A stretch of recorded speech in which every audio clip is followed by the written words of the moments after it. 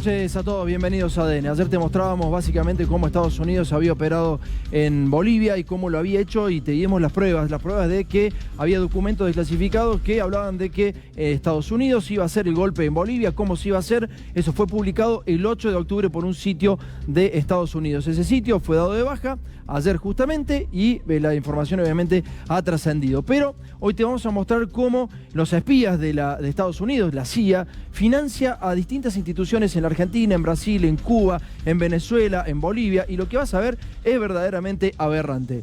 Esto ha trascendido evidentemente quiénes son las organizaciones que responden a los espías norteamericanos. Es básicamente la CIA es el servicio de inteligencia norteamericano en el exterior. Es como la CIDE nuestra, pero en el exterior. Entonces, lo que hizo Macri con la CIDE en Argentina es lo que ha hecho Estados Unidos con la CIA y distintas fundaciones que fueron creando para poder financiar a periodistas, a políticos, a instituciones en los distintos países. Y lo que vas a ver es verdaderamente increíble. Quiero aclarártelo, por favor, Jorge, vamos con el primer paño, que es: ¿cuáles son esas dos instituciones a través de las cuales la CIA baja dinero? La USAID y la NED, el brazo no armado de la CIA en América Latina y el mundo. Reveló cómo diplomáticos norteamericanos se dedicaban a componer a la policía y a las Fuerzas Armadas. Esto es un artículo de hace muchísimo tiempo, evidentemente, que fue publicado y que fue publicado en todo el mundo porque el propio Reagan admitía justamente que USAID era el brazo no armado de la CIA. Y decía en algún momento que iba a salir de las sombras para ver la luz. ¿Por qué salía de las sombras? ¿Qué había hecho en las sombras? Esto decía Ronald Reagan hace unos años. It's good to have you all here to help celebrate the launching of a program with a vision and a noble purpose. The National Endowment for Democracy. This program will not be hidden in shadows. It'll stand proudly in the spotlight, and that's where it belongs. Muy bien, esa institución que dice Ronald Reagan que salía de las sombras, no sé por qué tenía que salir de las sombras, te voy a mostrar cómo bajan dólares, muchos dólares para, por ejemplo, Argentina. Empecemos por Argentina, Jorge, empecemos por Argentina. En Argentina, entre el 2016 y 2019, en blanco bajaron $835.000. Busca vos, por favor, a qué instituciones y a qué gente fue esa plata de los servicios de inteligencia de los Estados Unidos. Por favor, tómate el trabajo y búscalo por internet, porque ahora te vamos a mostrar cuánto financiaron en Brasil. Acuérdate, en Argentina $835.000. En Brasil solamente $67.000. Fíjate cómo con los gobiernos que son amigos, estos tipos no bajan muchos recursos. Ya te voy a pasar los países que no están alineados con Estados Unidos. Entonces, como no necesitan hacer absolutamente nada, ninguna desestabilización, en un país $835.000 y en Brasil, mucho más grande que Argentina, más de casi 200 millones de habitantes, solamente $67.000, porque Bolsonaro responde justamente a esos intereses. Por favor, sigamos, Jorge, con Chile. Mirá, otro de los países alineados a Estados Unidos, no le dieron guita. Directamente la CIA no bajó guita en Chile. En Brasil solamente $67.000 y en Argentina $835.000. Antes de ver lo que baja en Venezuela, en Cuba y en Bolivia, la CIA, por favor escuchemos al expresidente Rafael Correa. Dale.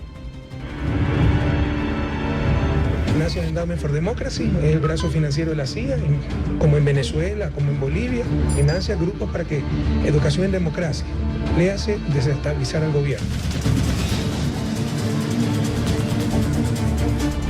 Estos tipos se meten en la escuela de tus hijos, se meten en los medios de comunicación, se meten en las iglesias, se meten en todas las instituciones que a vos te van diciendo cómo tenés que pensar.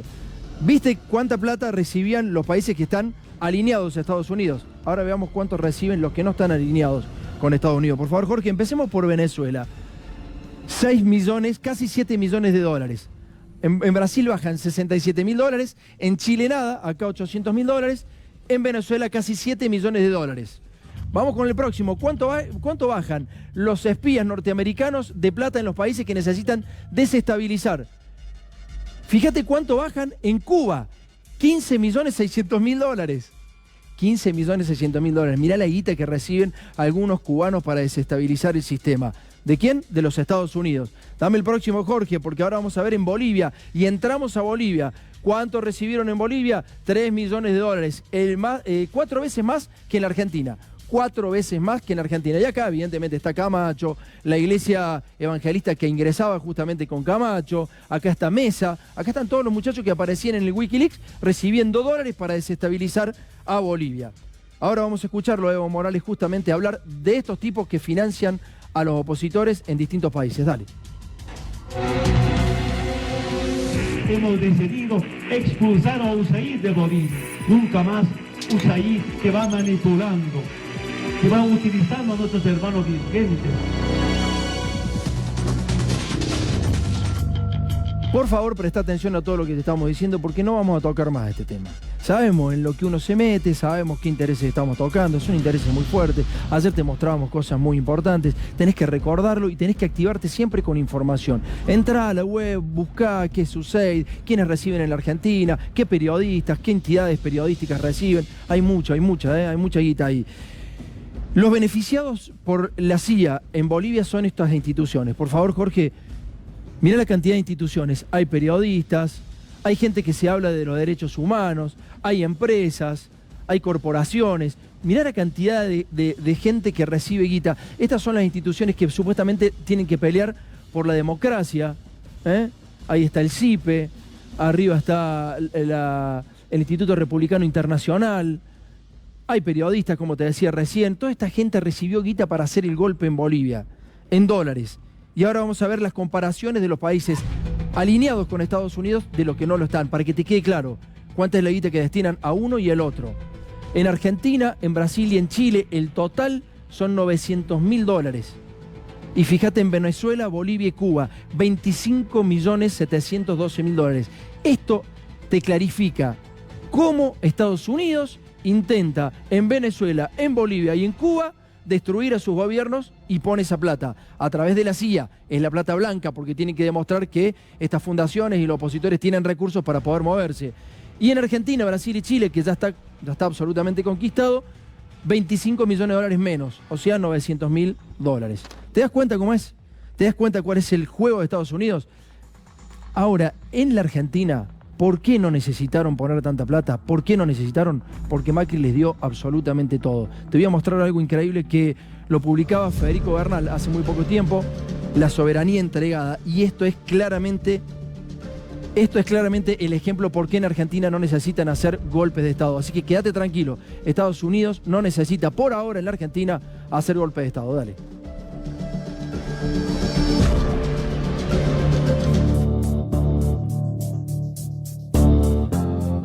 Una vez más surgen críticas al gobierno macrista por ceder a las peticiones del Reino Unido y no reclamar por reanudar las negociaciones de la soberanía sobre las Islas Malvinas. Los excombatientes que participaron del conflicto bélico observan con preocupación cómo el actual gobierno cede de forma alarmante los derechos de soberanía. Y ahora van por el tema de acabar con las leyes que restringían la actividad económica en nuestra plataforma marina. Y para disimular eso hacen todo este tipo de relaciones con Gran Bretaña. La autorización de ventas de armamento al actual gobierno a cambio de la posibilidad de que flamee la bandera del Reino Unido en bases antárticas argentinas generan nuevos cuestionamientos. Argentina claramente se pone de rodillas ante los piratas. Hacen lo que los colonos británicos y Gran Bretaña quieren. Por si te quedan dudas, vamos a mostrarlo, Jorge. Empecemos con la primera placa. Para que no te quede ninguna duda de cómo estamos entregando soberanía en las Islas Malvinas, empecemos con la primera, Jorge. La primera placa nos va a mostrar claramente cuáles son las relaciones, ¿no? Las relaciones. Los países han acordado, estamos hablando de Inglaterra y la Falkland, perdón, y Argentina, o sea, Inglaterra y Argentina. Los países han acordado este mes quitar los obstáculos impuestos a la Argentina a las compañías que buscan hacer perforaciones en las Islas Malvinas, ricas en petróleo. Esta nueva relación hace crecer la posibilidad de exploración conjunta de gas y petróleo en el Atlántico Sur. Vamos con el próximo paño, por favor. Mirá cómo ha entregado Macri absolutamente todo. Eso lo decía un funcionario de la Isla Malvinas. Anne Drinkwater es una mujer que trabaja en Equinor, que es una de las empresas petroleras que además justamente esta mujer formó parte del gobierno de las Islas Malvinas.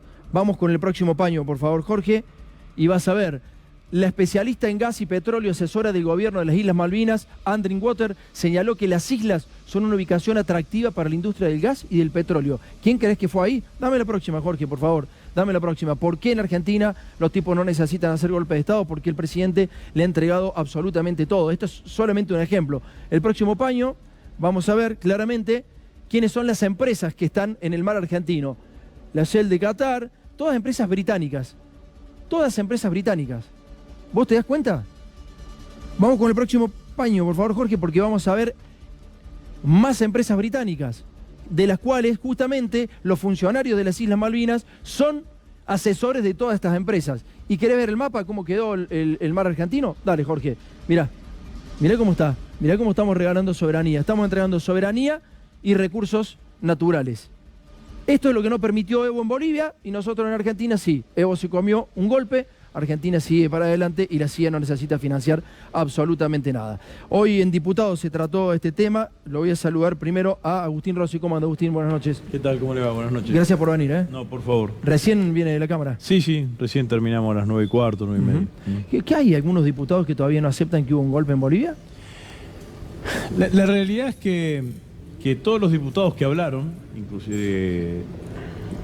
incluyendo a los de Cambiemos, todos hablaron de golpe. Ajá. Lo que pasa es que yo creo que los que no hablaron son los que no aceptan de que hay un golpe en Bolivia. Por eso finalmente Cambiemos no termina votando la resolución, sino que termina absteniéndose. Pero ciertamente me parece importante, ¿no? Porque hoy el Poder Legislativo, ya sea tanto la Cámara de Senadores como la Cámara de Diputados, sancionaron sendas declaraciones que condenan lo que sucedió en Bolivia, califican de golpe de Estado, y me parece que eso hay que mirarlo no solamente con lo que sucedió el domingo en Bolivia, sino pensando de acá hacia en adelante, ¿no? Entonces decir claramente de que desde acá de la Argentina no queremos que vuelva a haber golpes de Estado en ningún lugar de América Latina, y yo creo que esto ha sido lo valioso de las sesiones de hoy, porque es un poder del Estado que define claramente eso en contraposición a lo que ha sido de definición del presidente Macri y la paupérrima definiciones del canciller Farid. Yo creo que lo de Bolivia, lo dije en el recinto, es un hecho gravísimo, porque durante años, 30, 40 años,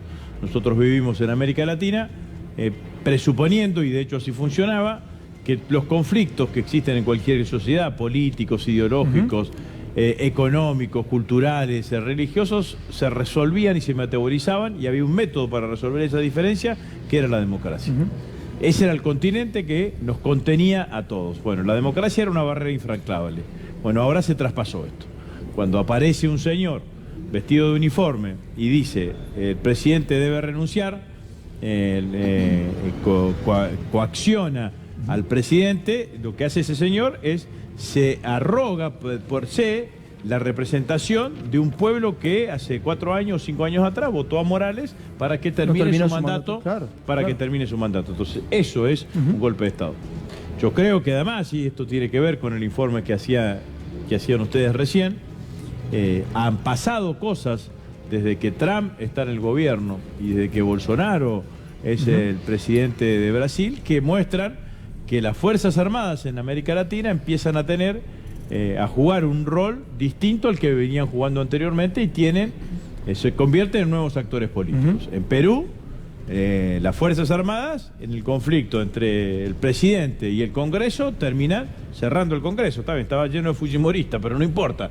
Pero terminan siendo las Fuerzas Armadas las que actúan. Fíjense, porque hay otros actores en esto que aparecen a diferencia de lo que sucedía con los golpes en la década del 60 y 70 del siglo pasado, que son las fuerzas de seguridad. En Bolivia, los que reprimen son los policías. Los que en algún momento se lo va a juzgar por violaciones de los derechos humanos son los policías. Las Fuerzas Armadas aparecen en el último momento y le dan la estocada final a Evo. Claro. Lo mismo sucede en Chile. Los que reprimen son los carabineros, no los miembros del ejército, o al menos en primera línea están los carabineros. Es más, cuando el presidente Piñera dijo estamos en guerra, el propio jefe del ejército dijo yo no estoy en guerra con ningún chileno. Entonces, Y bueno, y el rol protagónico que tiene las Fuerzas Armadas en el gobierno de Bolsonaro, ocupando una cantidad de ministerios y una cantidad de acciones, muestra que claramente empieza a haber otro actor. Bueno, y eso se aleja de uno de los preceptos básicos de la democracia, que es la conducción civil de la defensa. La conducción civil de la defensa, ¿qué dice? Dice que la política de defensa la define el comandante en jefe de las Fuerzas Armadas. ¿Quién elige al comandante en jefe de las Fuerzas Armadas? ¿Los soldados? ¿Los coroneles? ¿Los tenientes coroneles? No, lo elige el pueblo. Porque el pueblo es el que elige al presidente de la nación. Gabriela, estuviste en el Congreso hoy en la Cámara de Diputados. ¿Qué pasó? Sí, bueno, sin duda, más allá de que se terminó votando finalmente a mano alzada este proyecto, lo que sí quedó en evidencia esta tarde es que había muchas diferencias internas dentro de Cambiemos, ¿no? Dentro del propio interbloque todavía del oficialismo, y es que había un sector, sobre todo del radicalismo, que reclamaba con más fuerza que había que ser claros en cuanto a decirle nunca más al golpe de Estado y pronunciarse y decir que lo que pasó en Bolivia fue efectivamente un golpe de Estado. Eso no quedaba muy claro en el resto de Cambiemos, sobre todo en el PRO y la coalición cívica, más alineados con el discurso de la Casa Rosada. El presidente todavía se niega a hablar de golpe de Estado en Bolivia, lo dijo claramente el canciller Forí. Así que en función de esto fue que se terminó un poco más light la cosa, no quedó tan expuesto porque se votó a mano alzada, pero hacia adentro del interbloque Cambiemos esta tarde hubo una discusión muy fuerte, dentro del radicalismo, porque los radicales lo que decían, un sector del radicalismo encabezados por la cordobesa Brenda Austin, lo que decía es: nosotros no podemos como radicales abstenernos en un proyecto que efectivamente dice que hubo un golpe de Estado, que fue el proyecto del peronismo. Claro. Bueno, finalmente se terminaron absteniendo, pero la verdad es que hubo mucho debate y está claro, que esas diferencias internas se empiezan a ver. También había un proyecto propio que presentó el bloque de Martín Lustó, que también hablaba, en la primera línea decía que efectivamente fue un golpe de Estado. Fiscal de Bedia, ¿cómo anda? Buenas noches. Hola, buenas noches. ¿Un golpe de Estado en Bolivia para usted? Obviamente es imposible desconocer que hubo un golpe de Estado. Es importante que en todo momento hagamos notar la importancia de este golpe de Estado en Bolivia. Porque los golpes de Estado, desgraciadamente, el Estado tiene tres elementos: población, territorio y poder u organización, que es el gobierno. El golpe de Estado se lo hacen al pueblo. No solo se lo hacen a Evo, a un dirigente determinado, que lo pueden detener o no, o incluso hasta peligraba la vida de Evo, se lo hacen al pueblo. Es importantísimo que la libre determinación de los pueblos sea uno de los aspectos centrales que en América Latina se tome como bandera. La libre determinación de los pueblos significa que cada pueblo debe regir su destino. Evo acaba de ganar unas elecciones. No es de ese informe de la OEA no surge el fraude que se decían, que algunos medios estaban diciendo que ocurrió. La OEA era la intervención de Estados Unidos. Bueno, y voy a ese tema. La libre no somos el patio trasero América Latina, y esto es un análisis jurídico. Claro. Porque lo jurídico no se desentiende de lo social, de la situación concreta y también del concepto del pueblo. Es esencial que tomemos importancia, que le demos la importancia que requiere el concepto de pueblo como un bloque homogéneo al que hay que defender. Aparte hay un tema obviamente ahí de lo que es la población, el campesinado, los mineros, el sur de Bolivia, que no domino en profundidad, pero lo que sí domino en profundidad es que la Constitución Nacional de un Estado debe estar vigente en todo momento, es ley fundamental. Y lo esencial es que se le hace al pueblo. ¿Por qué? Porque el destinatario, el bien jurídico a tutelar en una Carta Magna es el pueblo. Claro. Y nosotros como continente tenemos que tomar atención, ver que es grave la situación, es muy grave, y también por los efectos cascadas sabemos, claro, claro, de eso se está hablando. Sabemos lo que sucedió en América Latina durante muchísimos años y guarda con la omisión o la sumisión. Es uno de los peores peligros de una sociedad. Fiscal, muchas gracias. Carlos, por favor, te doy 60 segundos antes de pasar a Miguel porque tenemos un informe. ¿En tu libro hablas de un sicario norteamericano? Claro, esto que está sucediendo con Estados Unidos y lo que vos explicabas de la CIA, etcétera, por supuesto no es nuevo, pero a mí me hacía acordar de John Perkins, es un hombre que vive y que él mismo escribe un libro que se llama Confesiones de un sicario económico. Esto está en internet, es gratis el libro, y él lo que cuenta rápidamente, yo lo digo rápidamente, él lo detalla, es cómo en los 60, 70, él era uno de los sicarios de Estados Unidos que venía a Sudamérica a convencer a los gobiernos de cuál era el plan económico que tenían que llevar adelante. Los que lograba convencer y sobornar seguían adelante y vivían. Claro. Y los que no, explica él, los mataban. Y da el ejemplo de quienes mataron a Omar Torrijos, Panamá, y a Jaime Roldós de Ecuador. Esta es la historia del tema. Esperemos que podamos abrir los ojos todos. Me voy con Miguel Ponce de León. ¿Cómo anda, Miguel? Buenas noches. ¿Cómo estás? Buenas noches. ¿Todo bien?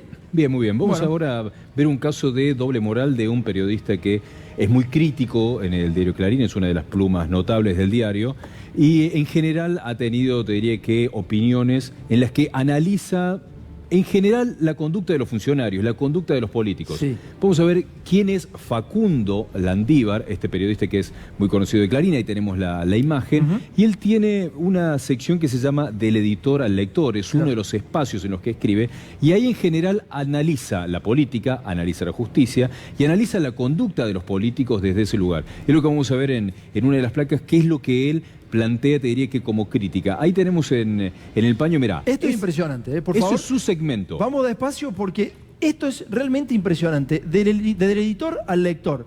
Realismo mágico, funcionarios con indemnización. Esto hablaba supuestamente del kirchnerismo en febrero de 2016, apenas 2 meses que llevaba el gobierno de Mauricio Macri. Te puso la política, te saca la política, dice Facundo Landívar. No vas a creer la información que tiene Miguel. Dice, colonizar el Estado cuando se llegaba al poder fue siempre un elemento común en la política argentina. Nombraba un gobierno determinado para un cargo, cuando ese gobierno termina su función, también te lo hacía. Es decir, que el funcionario se tiene que ir con la gestión, Miguel, ¿no? Es lo que plantea, que el funcionario se tiene que ir con la gestión, que tiene que terminar el cargo, que si lo nombró la política, cumplió su función y se tiene que ir, y tiene que tener una conducta acorde a eso. Lo que vamos a ver en este documento es que tuvo una conducta contradictoria. En este documento se muestra qué está ocurriendo con él. Mira, fíjate. Dale, prórroga de la designación del coordinador ejecutivo de comunicación e información del Mercosur. Posicionamiento de la imagen institucional del Mercosur se beneficiará con la experiencia acumulada por el actual coordinador ejecutivo. Prorrogar la designación del señor Facundo Landívar de la República Argentina como coordinador ejecutivo del Mercosur hasta el día, a partir del 23 de noviembre de 2019. Es decir, antes de irse, Cambiemos, le hace un nuevo contrato al periodista que acabas de escuchar, que se tiene que ir con la gestión, y ya vas a ver cuánto cobra este señor desde el Mercosur. Dale, está pidiendo a partir del 23 de noviembre que se le extienda por 2 años el contrato, y con lo cual ahí ocurren 2 cosas. O va a seguir cobrando la suma que cobra, que es bastante abultada, ya la vamos a ver, o lo tiene que indemnizar y le tiene que pagar una suma muy importante. Ahora vamos a ver en los siguientes documentos cuál es la situación de él. Mira, fíjate, esta es la estructura salarial, ahí, es el salario de los funcionarios del Mercosur. Sí. Él lo que tiene como coordinador de la unidad es un salario mensual de 6.000, ahí tenés $6.300. $6.300 es el básico. Eso es lo que cobra de básico. O sea, son 403.000 pesos. A ver, vamos a ponernos de acuerdo en esto.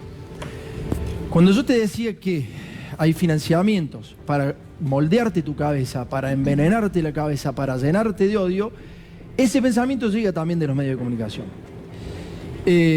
Hay que fijarse quién es quién dentro de los medios de comunicación. Por eso te decía que te fijes quiénes son los que bancan a los periodistas en la Argentina, porque la CIA lo ha publicado. Pero en este caso particular, Macri le paga a un periodista de Clarín por una coordinación que no existe, evidentemente, y que está cobrando 403.000 pesos. Es decir, más que el propio presidente. Un tipo que ahora se hace renovar el contrato y que en el título pone funcionarios con indemnización. Critica a los funcionarios que reciben la indemnización, cobra con antigüedad más de 400.000 pesos, puede estar cobrando 440.000 pesos. Y ahí nos tenemos que preguntar qué conducta va a tener él con respecto a la devaluación. Y la va a aplaudir a la devaluación si toda la devaluación lo beneficia. Va aumentando el precio del dólar y va aumentando su salario y va recibiendo más de 400.000 pesos. Ahora lo que vamos a ver es cuál es su conducta como diplomático del Mercosur y qué es lo que hace en las redes sociales. Exactamente. Mirá. Esto es de Ominami, Enrique Ominami, y le pone un tipo en Twitter, pone, ¿qué me harías? Como posteando la foto de Minami, y dice, los dientes seguro que no. Esto hace un tipo que es coordinador en la imagen argentina ante el Mercosur. Se burla de un ex candidato a presidente, así de simple. Rossi, ¿cómo cambiamos esto? Cambiamos los funcionarios. Me parece que sin duda que hay una doble moral. Fundamentalmente esa doble moral está muy presente en aquellos que tengan un pensamiento de derecha. ¿Por qué el político intenta siempre colonizar la cabeza de... Pero este no es un político, ¿eh? Este es un periodista. Pero Macri ha colonizado la cabeza de ese señor, le ha dado dólares. No, bueno, pero son dos debates distintos, digamos, ¿no? A mí me parece que hay en la Argentina una tensión cultural de hace muchísimos años, diría de hace muchísimos años, en donde hay dos corrientes de pensamiento que a veces se expresan en dos espacios políticos que trasladan a la sociedad valores distintos. Sí. Bueno, claramente la derecha traslada el valor del individualismo, el valor de la meritocracia, cosa que después no cumple, como vemos claramente. Eso no es meritocracia, claramente. Que vemos claramente en este caso.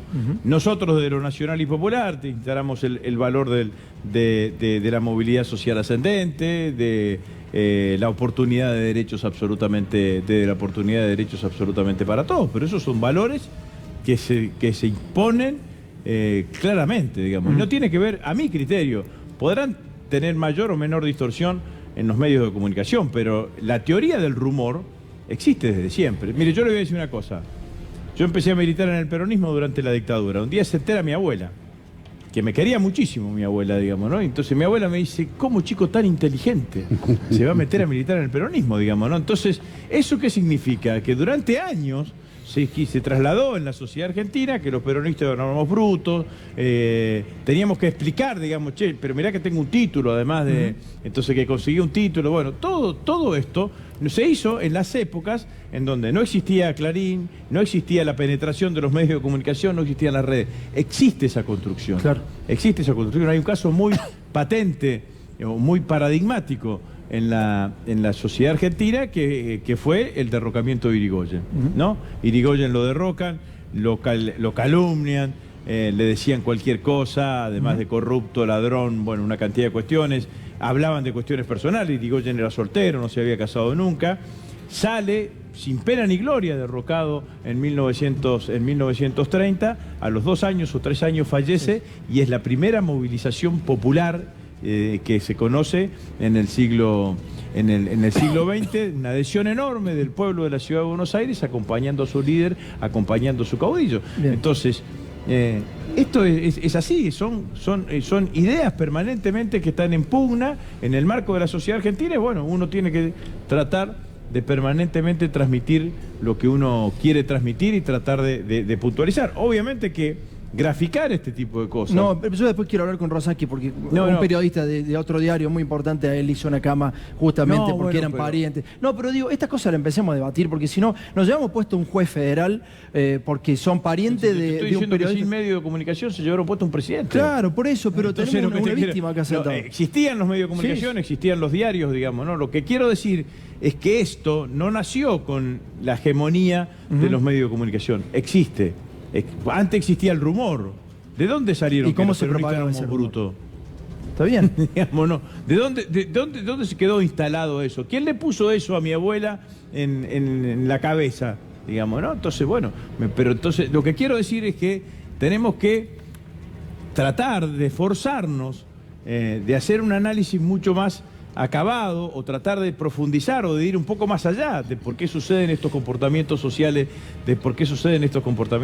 porque la verdad es que también, digámoslo, en estos 4 años, mayor campaña de difamación que se hizo sobre Cristina, sobre nuestro movimiento político, sobre nuestro espacio político, durante todo este tiempo, bueno, salvo Perón después de 1955, no hay alguien que haya sido tan perseguido mediáticamente, judicialmente, como Cristina. Terminamos no ganando las elecciones. Muchísimas gracias por haber venido. No, gracias a ustedes. Muchísimas gracias. Ahora vamos a entrar en el Fondo de Garantía de Sustentabilidad y vamos a hablar... Fuiste víctima también, Carlos, ¿no? Te salís de la vaina, ¿no? Un periodista que recibió un premio de una institución que está financiada justamente por la CIA, se lo llevan puesto a Rosaki, entre ese periodista, distintos jueces y Mauricio Macri, claramente, ¿no? ¿Es así?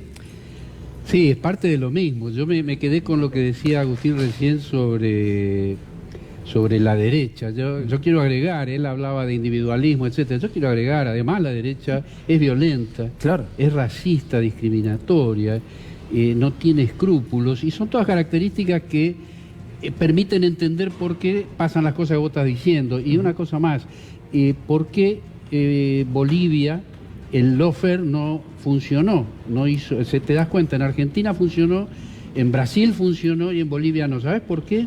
¿Por qué? Porque en Argentina gobierna Macri. Y se llegó por otro camino a lo mismo. Y no podían hacerlo con Evo y entonces lo derrocaron. Es así. Es para pensar. Vamos a entrar en el Fondo de Garantía de Sustentabilidad. Acá tenemos a la persona que investigó este caso y que va a complicar justamente al próximo gobierno, al gobierno que se está yendo. En realidad está el fiscal de Bedia, que es el que investigó el vaciamiento del Fondo de Garantía de Sustentabilidad de los jubilados, que era de 60.000 millones de dólares cuando lo recibe Mauricio Macri. Y mostrame cómo es hoy el Fondo de Garantía de Sustentabilidad. Es de 30.000 millones de dólares, un poquito menos en realidad. Lo que vamos a ver en el tape, por favor, Jorge, es la investigación contra Caputo. ¿Puede ser? Sí, la de sí, los muchachos, la recuerdo muy bien. Bueno, justamente vamos a repasarla y ya nos dice cómo le hizo el fiscal que hizo esta investigación y que es la causa que se puede llevar puesto, la primera causa que se puede llevar puesto a funcionarios de Cambiemos. Dale. Como fiscal...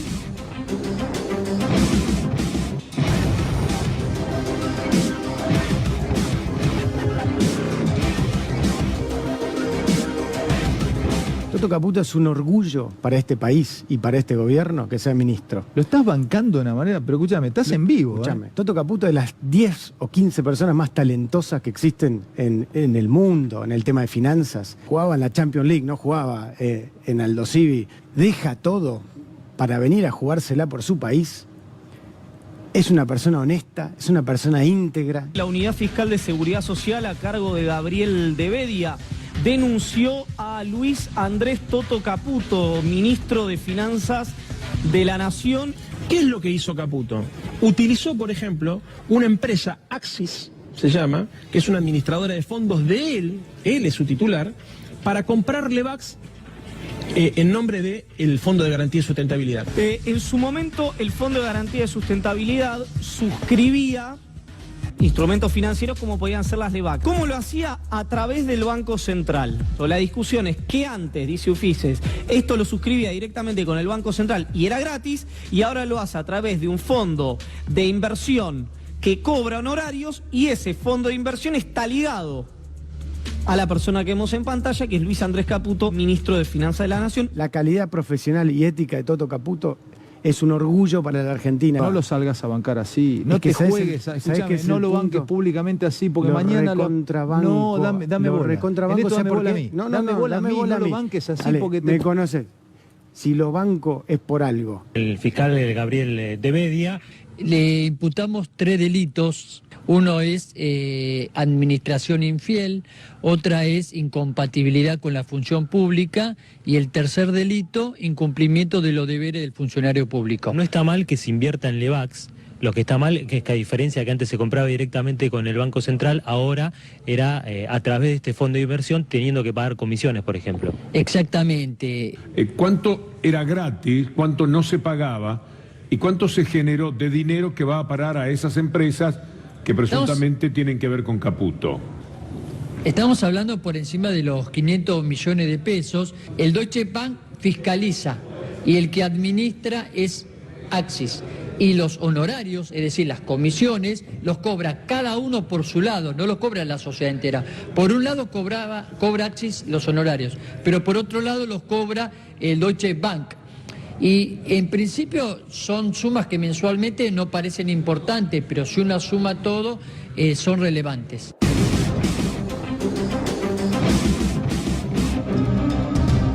Bueno, fiscal, evidentemente que la plata no va a aparecer, la que se fue, pero ¿cómo está la investigación? Sí, cuando estuve a cargo de la Ufices he hecho 4 denuncias en relación al Fondo de Garantía de Sustentabilidad, entre otras tantas denuncias, ¿no? Y una de esas fue la de, que creo que fue la última, la de Caputo, que hicieron una operación de compra-suscripción de Levax del Banco Central, suscribe el Fondo de Garantía de Sustentabilidad, triangulando a través de Deutsche Bank y Axis. La operatoria lógica, ¿cuál era? Que la ANSES, a través del Fondo de Garantía de Sustentabilidad, suscriba directamente, sin comisión, sin honorarios, desde el Banco Central. Acá la triangularon, con lo cual, primero favorecen a la empresa y aparte por comisiones y por honorarios. Para que la sociedad entienda un temita, ¿por qué es un delito para Caputo en este caso? ¿Y por qué lo denunciamos? Por incumplimiento de los deberes del funcionario público, administración infiel, atendió de los dos lados del mostrador. Porque Caputo había tenido cargos directivos en Deutsche Bank, en Axis, mientras no era funcionario, en ese momento era subsecretario, creo, de Hacienda, ¿no? O algo así. Sí, de Hacienda. Sí, y el Fondo de Garantía de Sustentabilidad tiene un órgano de ejecución, que es el Comité Ejecutivo. Él estaba dentro de ese órgano. Claro, él estaba como representante de esa cartera de Hacienda, levantaba la mano para aprobar las operaciones. Entonces, él votó esa suscripción triangulada por esas empresas. De ahí que... o sea, él decidió darse el negocio a su propia empresa. Claro, intereses encontrados y contradictorios. Y acá lo que tenemos que tener en cuenta es que el Fondo de Garantía de Sustentabilidad es un fondo anticíclico que permite, ante una situación desfavorable de la economía por cuestiones de crisis nacionales o internacionales, este fondo anticíclico es un colchón que permite poder responder en el pago de las prestaciones en calidad y en cantidad en el tiempo. O sea, que cobren los jubilados, digamos. Por eso es importante defenderlo. Es importante defenderlo de varios aspectos, no solo del delito, sino de inversiones que sean rentables, y para eso la transparencia es clave. Carlos, ¿cómo hacemos para cambiar esta justicia? ¿Qué tiene que pasar? Porque digo, para no caer siempre en la misma lógica, si están los mismos jueces, aunque cambie la política, ¿se puede cambiar esto? ¿Se puede revertir esta situación? No, hay una forma rápida de entenderlo. Ningún golpe de Estado ni dictadura en Argentina necesitó cambiar la justicia.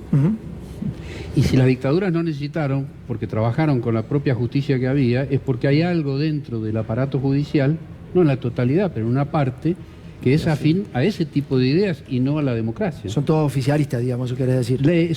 Una parte son oficialistas y otra parte también importante, son funcionales. Son lo que yo llamaría diletantes, es decir, van acompañando los momentos por conveniencia personal. Eso es fácil comprobarlo. ¿Y cuál es la conveniencia personal? ¿Por qué un juez actúa así? ¿Cuál es la conveniencia de un juez? No, en todo sentido. Bueno, la Asociación de Magistrados, que es el órgano, digamos, de la familia judicial, no ha protestado frente a las persecuciones que llevaron a la cárcel a opositores. Persecuciones hechas por jueces integrantes de la familia judicial. Claro.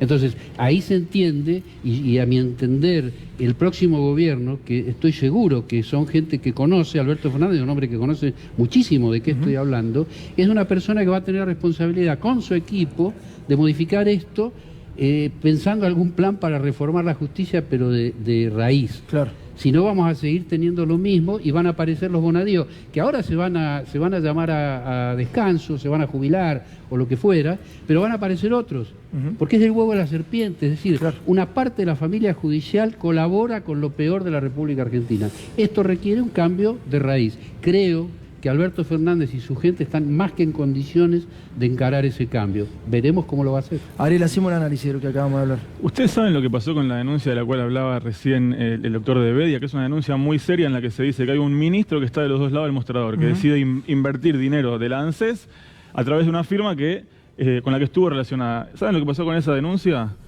Se archivó. El fiscal Tayano entendió que no había delito, entonces no impulsó la investigación. Al juez Luis Rodríguez no le quedó otra que proceder a su archivo. Pero 2 años después, la AGN investigó qué había pasado, tomó nota de lo que había dicho el doctor de Bedia y dijo, ojo que acá puede haber delitos. Así que ahora hay movimientos en la justicia, está interviniendo la Procuraduría de Investigaciones Administrativas y esa investigación finalmente podría reabrirse.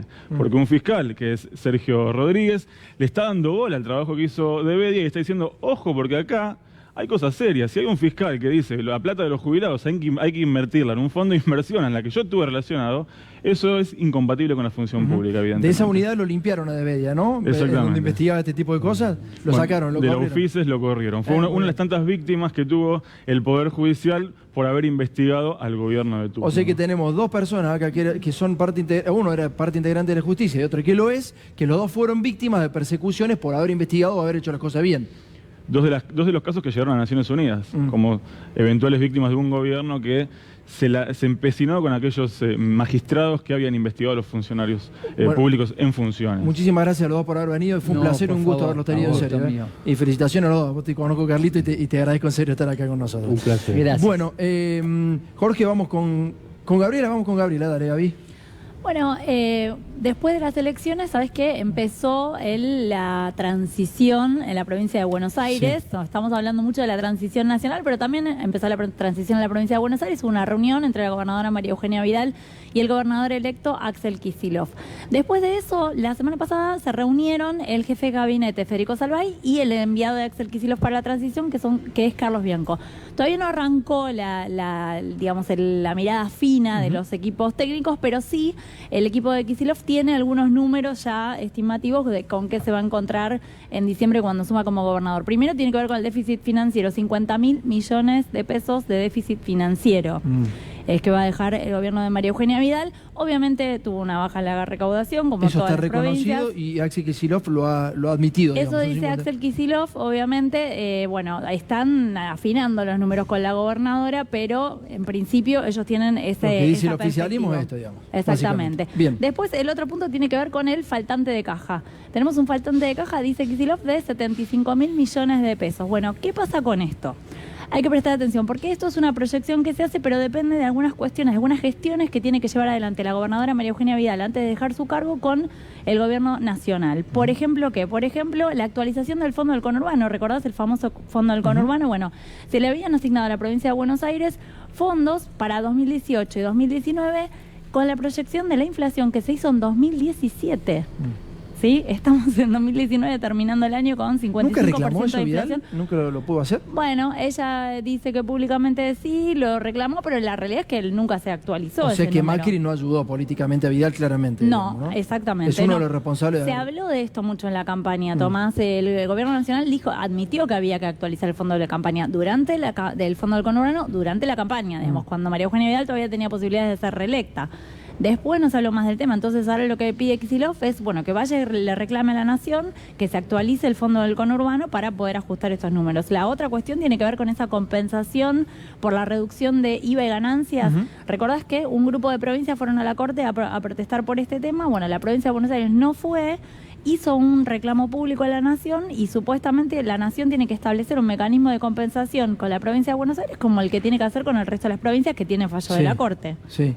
Así que todo esto depende de esa situación, porque ¿qué dice el gobierno de Vidal? Que van a dejar la plata para pagar 2 meses de salarios.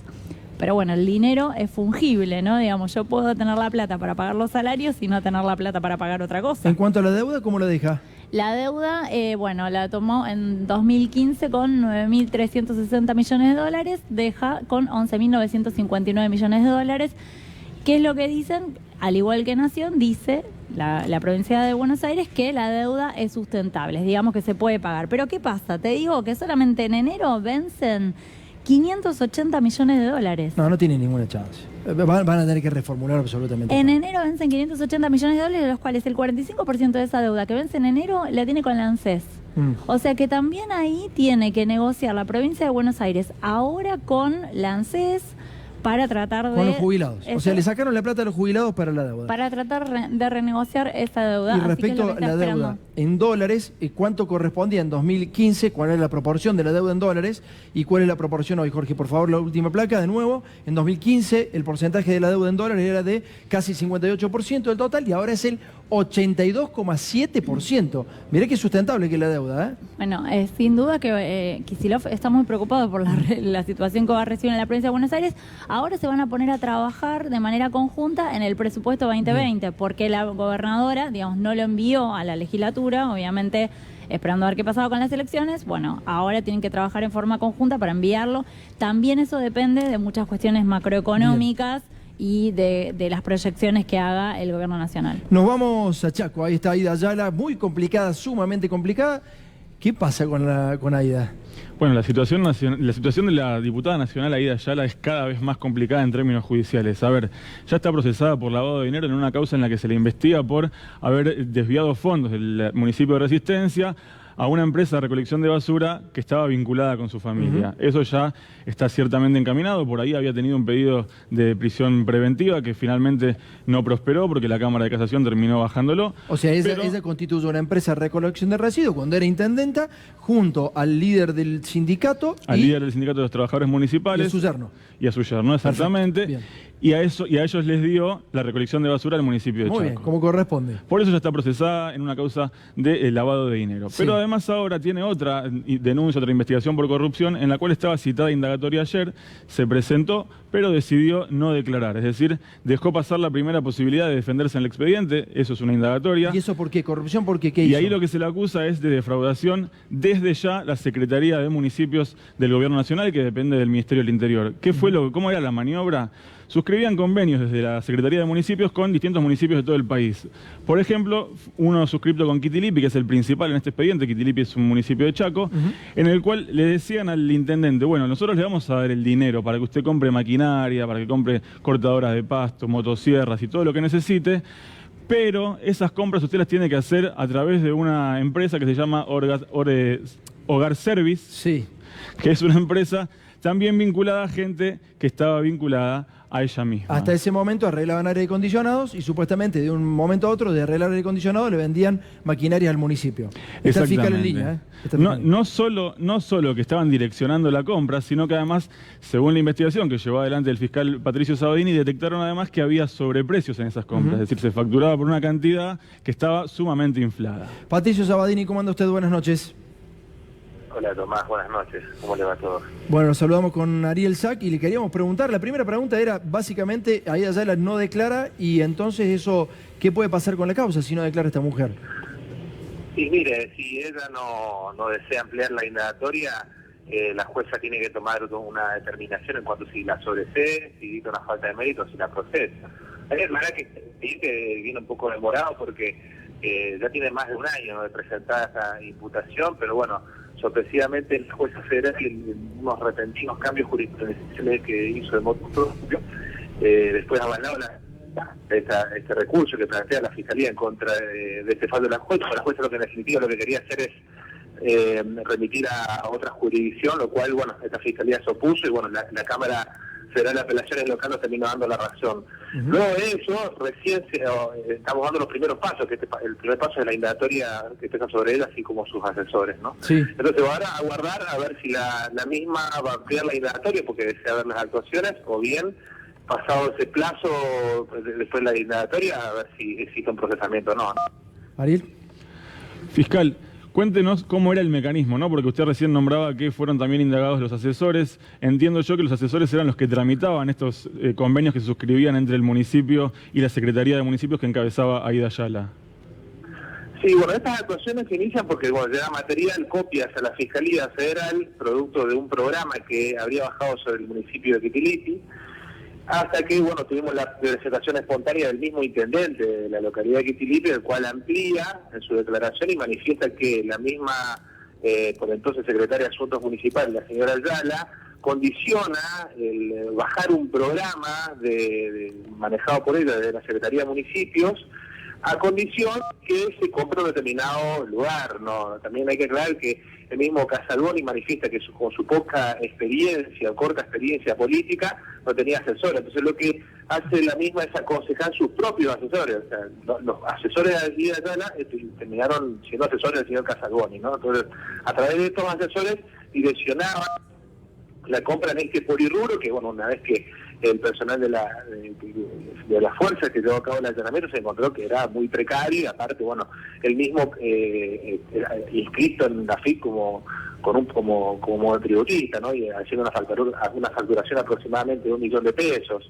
Y después de un estudio de costo que hizo precario, incluso que hizo los empleados del sindicato municipal de Quitilipi, termina arrojando de que desmalezadora y otras herramientas que tendría Se nos va la comunicación, fiscal, si se puede quedar en el mismo lugar para poder hablar, pero básicamente eso, que Casalboni es el intendente de Quitilipi y Aida Ayala le había metido gente, asesores de ellos en el propio municipio para poder hacer toda la maniobra. Exactamente. ¿Cómo está en la Cámara de Diputados, Gabriela, esta mujer? ¿Cómo está? No, nunca se trató el pedido de desafuero de Aida Ayala, el oficialismo la defendió. ¿La defendió? Sí, totalmente. Y se quejaban de lo de Cristina, o sea, eran los mismos tipos que se quejaban de Cristina. De todas formas te digo, el Frente para la Victoria dijo en su momento, cuando llegó el pedido de detención, que ellos iban a tener el mismo criterio que tuvieron con Julio Devido, y digamos que tiene en general el peronismo, y es decir, hasta tanto no haya sentencia firme, no hay por qué desaforarla. Pero bueno, no avanzó. ¿Cómo le ves a Aida? ¿Qué estás viendo? Judicialmente está complicada. A ver, más allá de que la cuestión política se zanje de otra manera, a nivel judicial, lo que está pasando es que en este caso se niega a declarar. Como decía el fiscal, eventualmente ella pueda ¿Pero la ves complicada, sí o no? La veo complicada. Perfecto. Nos vamos a la tanda y en 5 minutos hablemos. Dale. ¿D'Alessio pidió ser arrepentido? Así es, el falso abogado y detenido, además, Marcelo Sebastián D'Alessio, pidió declarar como arrepentido en la causa por el espionaje ilegal que lo tiene a él como protagonista. Sí. A través de su tiene abogado... varios protagonistas, ese es el problema, el miedo que debe estar teniendo hoy el resto de los protagonistas. Sí, ¿no? porque parece que prende el ventilador. A través de su abogado, Claudio Fogar, le hizo saber al fiscal de Dolores, Juan Pablo Curi, que está en condiciones de presentarse a declarar bajo lo que es la ley del arrepentido. ¿Qué quiere decir esto? Que él tiene que decir quiénes más participaron de los delitos que él participó y tiene que ir hacia arriba en la estructura de la delictiva. No puede decir alguien que respondía a sus órdenes, sino que él tiene que decir quién le daba las órdenes a él si es que quiere que el fiscal le arme un acuerdo, firme un acuerdo con él y finalmente el juez Alejo Ramos Padilla lo homologue. O sea, repasando, no puede hablar de Rolo Barreiro, sino tiene que hablar de Bullrich, de Carrió y de toda la manga de... Tiene que hablar de quienes le daban las órdenes a él para las maniobras de extorsión y espionaje ilegal por las cuales ya está procesado. ¿Cuándo va a ocurrir esto? Muy probablemente sea el 3 de diciembre, porque pidió que le den un plazo de 15 días para darle, digamos, un hilo coherente a su declaración y entonces poder presentarse ante el fiscal, suscribir el acuerdo para que luego sí pase a manos del juez Ramos Padilla y sea él quien finalmente decida si homologa o no el acuerdo de arrepentido. Lo bueno es que en esta causa particularmente hay tanta información que se puede cruzar rápidamente los datos y ver si lo que está diciendo D'Alessio coincide o no con el resto de las declaraciones. Exacto. En un principio se hace eso, se evalúa su verosimilitud y finalmente el juez tiene un año después para determinar si fue verídica la información que dio y si le corresponde que en un juicio oral se le otorguen los beneficios que implica haberse arrepentido en la instrucción del caso. Gaby, muchas gracias por esta noche. Gracias, Miguel. Muchas gracias, Ariel. Nos encontramos nuevamente mañana a las 22 horas. Muchas gracias a todos. Se viene Darío Gañón.